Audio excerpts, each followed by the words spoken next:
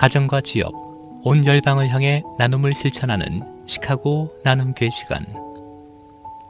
이 시간에는 시카고 나눔교회를 담임하시는 김영문 목사님의 말씀입니다.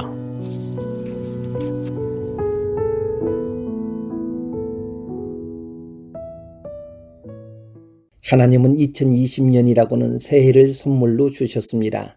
누구든지 새해는 기대를 가지게 됩니다. 선교의 아버지라고 일컫는 윌리엄 캐리는 하나님으로부터 위대한 일을 기대하라, 하나님을 위해 위대한 일을 시도하라, 의미 있는 말을 했습니다. 기대한 만큼 거기에 걸맞게 실천이 따르는 의무를 감당해야 됩니다. 히브리서 내용을 볼 때 전반부는 교리적인 것과 후반부는 실천적인 적용으로 나누게 됩니다. 히브리서 전반부에서 보면 대제사장과 비교할 수 없는 큰 대제사장 되신 예수님이 우리를 죄에서 구원하시기 위해 오신 하나님 아들 예수 그리스도를 소개합니다.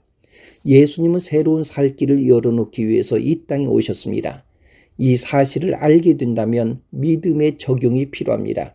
믿음은 교리를 아는 것으로 멈추면 안 되고 내면적으로 믿는 것을 행동으로 보여야 합니다. 귀신들도 하나님의 한 분이신 줄 믿고 떨었다고 했습니다. 예수님을 믿으면 믿음의 행위가 아름다워야 됩니다. 야고보서 기자는 행함으로 믿음이 온전하게 됨을 강조했습니다. 불신자가 아닌 성도들에게 주시는 메시지였습니다. 새해를 맞이해서 결심한 바를 행동으로 옮기는 것이 중요합니다.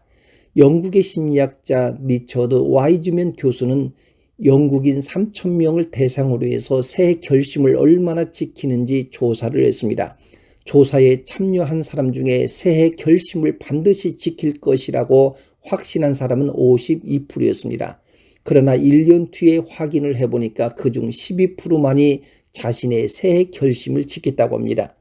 뉴질랜드 심리학자 캐롤린 밀스 박사가 사람들이 새해 초에 결심을 얼마나 지속하는가 또 연구를 해보니까 평균 5일 정도 지속하다가 끝냈다고 합니다. 결심과 다짐은 하지만 더 중요한 것은 결심한 것을 실천하는 것인데 중도에 포기하는 경우가 많이 있습니다.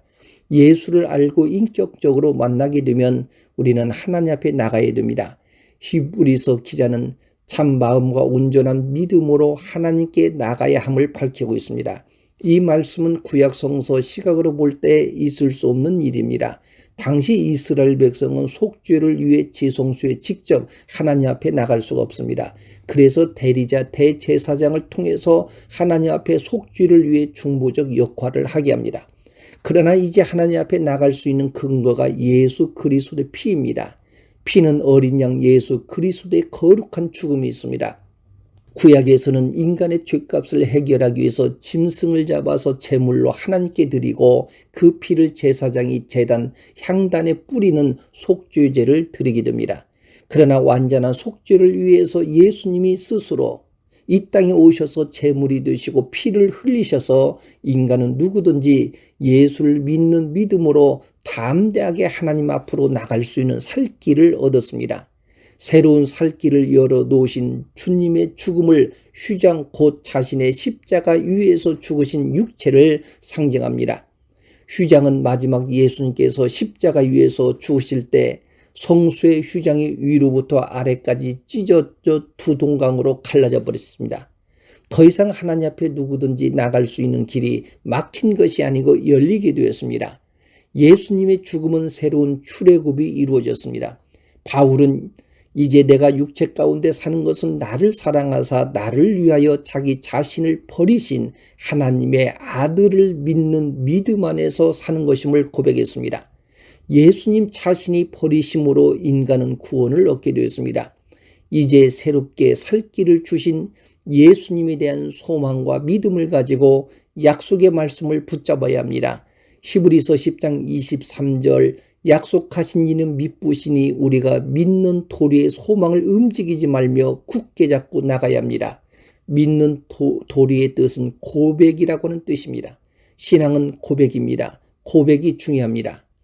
요즘 젊은 사람들이 결혼할 때 신랑 될 사람이 로맨틱한 서프라이즈로 프로포즈를 아주 멋지게 하면서 사랑의 고백을 합니다. 믿음의 고백은 소망 되신 예수 그리스도이십니다. 고백으로 끝나면 안 됩니다. 결혼 전에는 사랑합니다. 고백을 했으면 어떤 고난이 오더라도 함께 목적지를 향해 가야 합니다. 신앙 고백은 출발점이지만 목적지를 향해 믿음을 가지고 마지막까지 경주를 해야 합니다. 예수 믿는 것으로 끝나지 아니하고 목적지를 향해 주님과 동행하는 삶을 살아야 합니다. 역사학자 토인비는 사람을 세 종류로 나누고 인생을 배를 타고 항해하는 것에 비유하며 설명했습니다. 첫 번째 사람은 배가 어디로 가는지 전혀 관심이 없습니다. 오로지 배 안에서 먹고 마시는 일에만 관심이 있습니다. 먹을 것이 많으면 행복해하고 먹을 것이 없으면 불행하다고 생각합니다. 두 번째 사람은 배가 어디로 가는지 관심은 없지만 주변의 경치를 구경하는 일에 관심을 많이 갖고 있습니다. 이 사람은 날씨가 화창하고 경치가 좋은 곳을 지나가면 즐거워합니다. 그런데 경치가 나쁘고 날씨가 굳으면 원망과 불평을 쏟아내는 사람이었습니다. 세 번째 사람은 배가 가는 목적지를 분명하게 기억하고 늘 방향을 점검하는 사람이었습니다. 그는 목적지에 도달하기 위해서 무엇을 해야 할지를 알며 자기 맡은 일에 최선을 다했습니다. 2022년을 여러분들 어떻게 살기를 원하십니까? 세상에는 자신이 원하는 것을 소유하거나 쾌락으로 행복을 느끼며 사는 자들이 있습니다.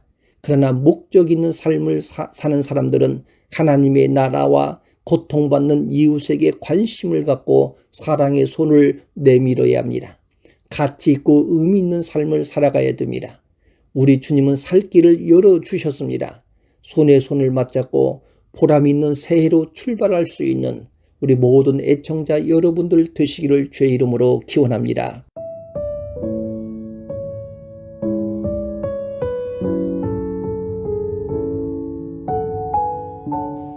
지금까지 예배를 통한 영적 회복과 하나님의 나라를 세워나가는 시카고 나눔교회를 담임하시는 김영문 목사님의 말씀이었습니다.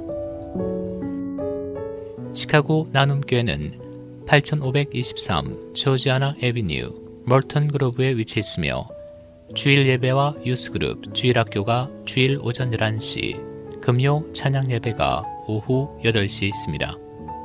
또한 매월 마지막 주일은 고아 나눔 주일로 지킵니다. 신앙 상담이나 회개 관한 문의는 전화 773-440-0191 440 영원 구원번으로 연락 주시기 바랍니다.